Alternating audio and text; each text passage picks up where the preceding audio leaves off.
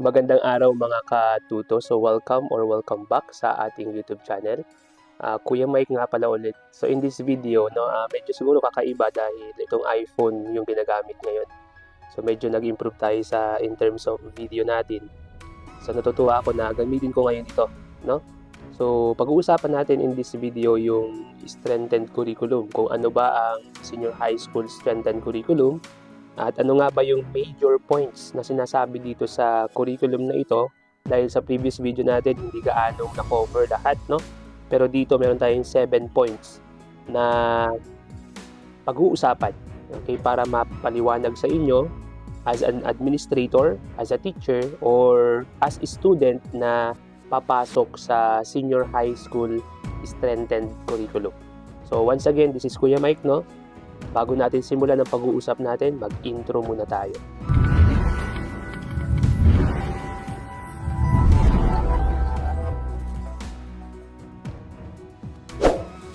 So marami nga nagtatanong guys or mga katuto kung ano ba ang gagawin ng mga teachers, ng mga students sa senior high school. Okay, sa bagong curriculum ng senior high school. Of course, yung mga grade 11 students ngayon, huwag kayong mag-alala kung ang tanong ninyo ay ano bang mangyayari. Of course, mag-grade 12 kayo with the old curriculum. Yun pa rin yung dadalhin yung curriculum. Kung halimbawa, meron kayong PR2, meron pa rin kayong PR2 sa grade 12. Kung meron kayong, kung ano man yung subjects na kinuha ng mga adik kuya nyo na nag-senior na grade 12, yun pa rin yung gagamitin nila. Pero yung mga bago, yung mga incoming na grade 10, mula sa grade 10, no, papasok ng grade 11, bali yung mga incoming na yun, sila mismo yung gagamit ng bagong curriculum. And of course, grade 12 na rin yung mga estudyante na naging pilot testing ang kanilang mga school. So meron na pong grade 12 ngayon sa ilang mga schools na gumamit ng bagong curriculum natin. Sila po yung mga nag-pilot test, no? At sa aming school, magandang i-share kung ano yung mga pinag-uusapan namin sa strengthened curriculum na ito, dahil ang aming category sa school namin ay very large school. So ibig sabihin, kung ano man yung pinag-uusapan namin dito, maaaring makatulong sa mga schools nyo. So dito, nag-send sa amin yung aming coordinator or yung aming chairman sa early registration. Kapag early registration, problema mo lahat yan. Siyempre, yung mga subjects, ihahanda mo, may mga co-chair ka dyan, and etc. So, ito yung sinend niya sa GC namin na pinakang comprehensive na paano natin iintindihin yung senior high school curriculum. So, sinabi dito sa aming GC, no, babasahin ko na lang sa inyo. And at the same time, pag-usapan natin. Sabi dito, strengthen senior high school program, key features teachers needs to know. So, ito yung mga key features, no, ng senior high school. Meron ditong 7 points na pag-uusapan natin. Sabi dito, this post is meant to orient teachers on the new SHS curriculum to expect moving forward. Okay, clearer, simpler, and more learner-centered na ang senior high school. So, sinabi dito, number 1, mas simple at mas focus na core subjects from maraming core subjects dati. Dati 15 yata ang core subjects ng senior high school. Ngayon ay 5 core subjects na lang per year. 5 core subjects per year na lang ang kukunin ng mga learners. Ito ay para mabawasan ang overload at mas mapalalim ang mastery ng essentials. So, bali kung 5 na lang yung core subjects nga naman, mas ma-enhance, mas ma-expound, mas maiintindihan, mas mai-inculcate, mas ma-absorb ng mga kabataan. Okay? So, ito yung mga core subjects natin. Core subjects and time allotment. Sabi dito, effective communication, 2 hours per week. Okay, mabisang komunikasyon, 2 hours per week din. Life skills, 4 hours per week. General mathematics, 4 hours per week. And general science, 4 hours per week. Kasaysayan at lipunang Pilipino, 4 hours per week.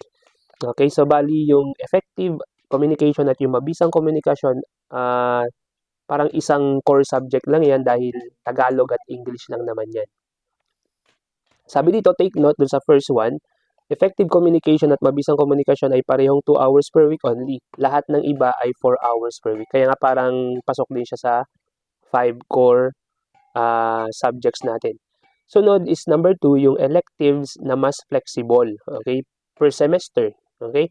Wala na ang dating applied at specialized levels. Dati kasi meron yung ACAD, meron tayong applied, and meron tayong specialized, okay?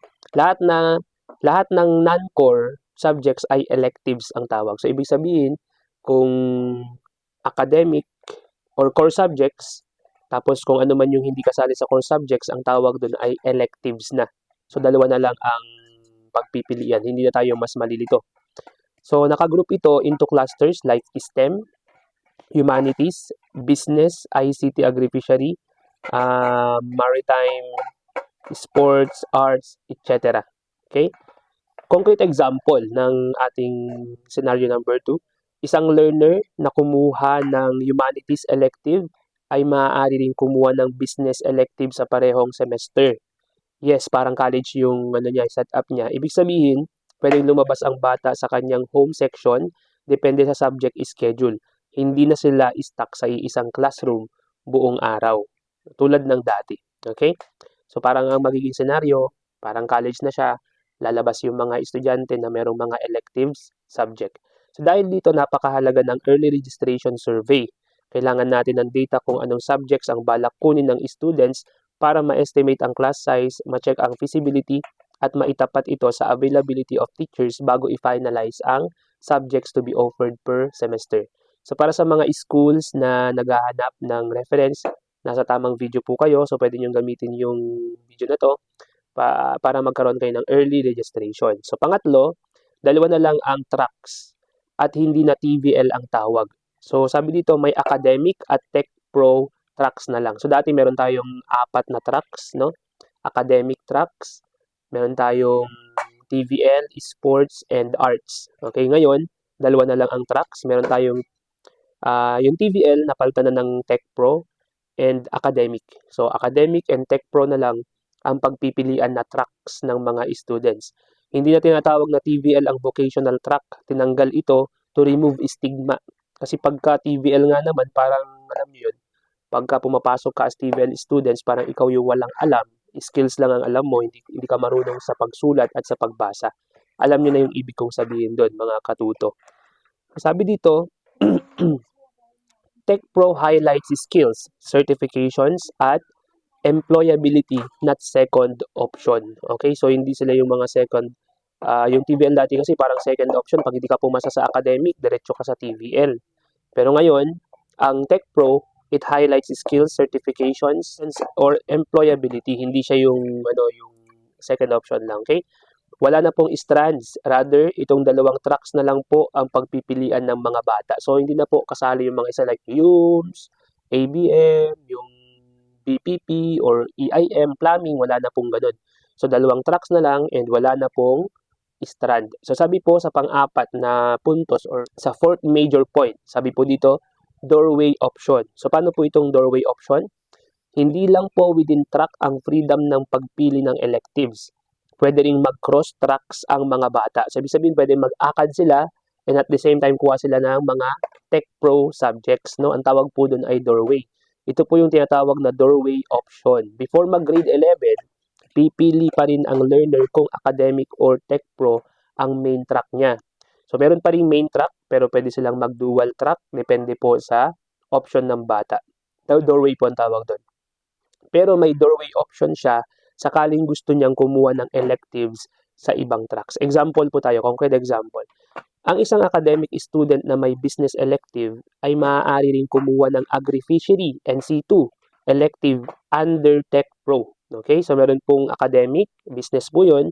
And then sa Agri-Fishery, kumuha din siya ng NC2 dahil syempre business po yan, magkaakibat yan. Pero under ng Tech Pro, pwede niya po yung kunin. Doorway option niya po yun. This allows exploration without fully shifting tracks. Okay? Panglima po na major point natin dito sa ating pinag-uusapan na strengthened curriculum, mas makataong load, okay, sa mga estudyante and at the same time sa mga teachers. 30 hours per week only ang students ay limited na sa 30 hours per week. And then sa aming benchmarking, sa amin pong school, no, sa ibang school na malapit dito sa amin, sa Kawayan City, stand-alone school po, 4 days lang ang pasok nila Monday to Thursday. May strong possibility na ganito rin ang magiging setup ng incoming grade 11 sa atin. Depende na lang po sa darating na guidelines and our school head's discretion. Mas practical at tipid na itong scheme na ito para matuloy both for school and our parents. No, pero ito po ay sa amin lang pong school, contextualize. Pero depende po ang mangyayari sa inyo kung 5 days or 7 days or I mean kung 5 days or 4 days. So pang-anim po na major points natin sa SHS curriculum, greater emphasis on work immersion. Ito naman po yung para sa mga Tech Pro students or sa mga nag-doorway from academic. Ang work immersion ay required na lang po sa Tech Pro learners, no?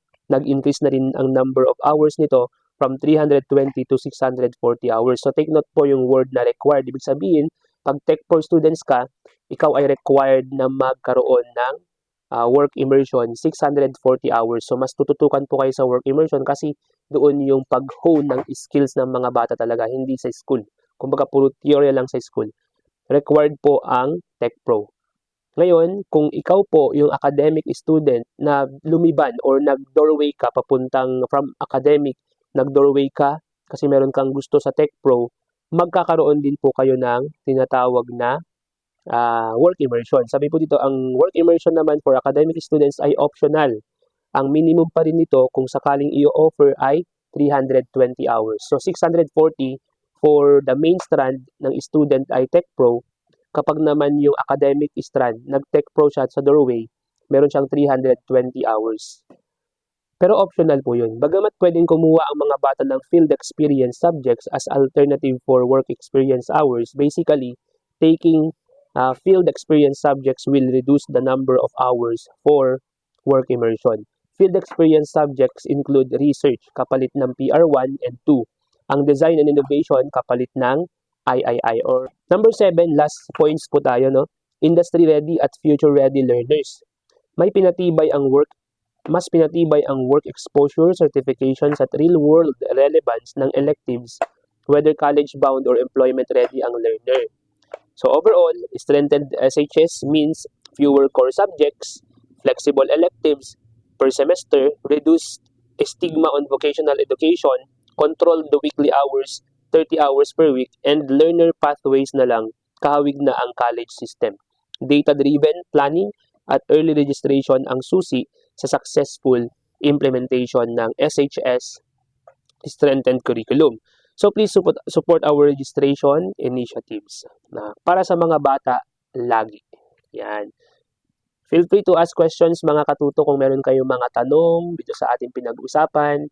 I think na-deliver naman natin ng maayos yung main key points or yung major points ng strengthened curriculum natin sa darating na to. Especially sa mga senior high school, sa mga senior high school teachers, and of course sa lahat ng principals na nag-o-offer yung kanilang school ng senior high school. So kung meron kayong mga katanungan, don't hesitate to ask questions in this video.